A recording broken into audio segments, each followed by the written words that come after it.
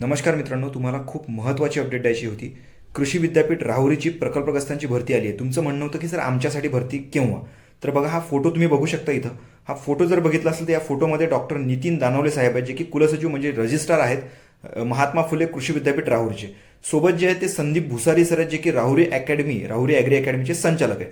तर यांनाच या अपडेटचं खूप मोठं श्रेय मी देतो, क्रेडिट देतो, कारण त्यांच्यामुळे आपल्याला ही बातमी माहिती पडली. त्यांनी पुढाकार घेतला म्हणून या गोष्टी वारंवार तुमच्यासमोर घडत आहेत. तर बघा, तुम्हाला माहिती असेल की प्रकल्पग्रस्ताची 787 जागांची ऍड पडली आहे. बरेचसे विद्यार्थी आक्रमक झाले होते की सर आम्हाला ऍड केव्हा. परंतु तुम्हाला याच्या मागचं कारण माहीत नाहीये की राहुरी कृषी विद्यापीठामध्ये ज्या प्रकल्पग्रस्तांच्या जमिनी गेल्यात ते लोक खूप आक्रमक होते, त्यांची मुलं खूप आक्रमक होती की आमच्यासाठी ऍड नाहीये.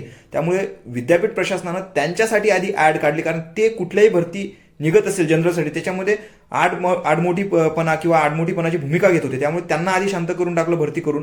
आता त्यांचं एका महिन्यामध्ये ऑफलाईन फॉर्म होऊन जातील. त्यांची कदाचित एक्झाम पण होणार नाही, कारण तेवढे फॉर्मच जर आले नाही तर एक्झाम घेण्याची काय गरज. त्याच्यामुळे 787 पैकी जवळपास 300-400 जागा भरल्या जातील, बाकीच्या जागा खाली राहतील आणि परत 787 जागांची जनरल रेग्युलरची परमनंट ऍड, अशा जवळपास 1100-1000 जागांची भरती तुमच्यासाठी लवकरच निघू शकते. लवकर म्हणजे केव्हा?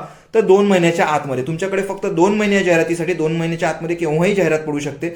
आणखी महत्वाची गोष्ट अशी की महात्मा फुले कृषी विद्यापीठाचे जे कुलगुरू आहेत डॉक्टर प्रशांत पाटील सर, हे रिटायर्ड होतात 8 महिन्यांनी. त्यांचा असा अट्टहास आहे की लवकरच हे भरती झाली पाहिजे पॉझिटिव्हली परमनंट, आणि 8 महिन्याच्या आतमध्ये भरती होऊन पेपरहून नियुक्त्या सुद्धा तुम्हाला मिळू शकतात. एवढा मोठा चान्स तुमच्या समोर आहे. ही महत्वाची अपडेट तुम्हाला द्यायची होती. याच्यासाठी खरंच संदीप भुसारी सर यांचे खूप खूप धन्यवाद मनीष मानकर युट्यूब चॅनलकडून, आणि राहुरी अकॅडमी या युट्यूब चॅनलचे सुद्धा खूप खूप धन्यवाद. चला, अपडेट आवडली असेल तर व्हिडिओला नक्कीच लाईक करा, चॅनलला सबस्क्राईब करा. धन्यवाद मित्रांनो. जय हिंद, जय महाराष्ट्र.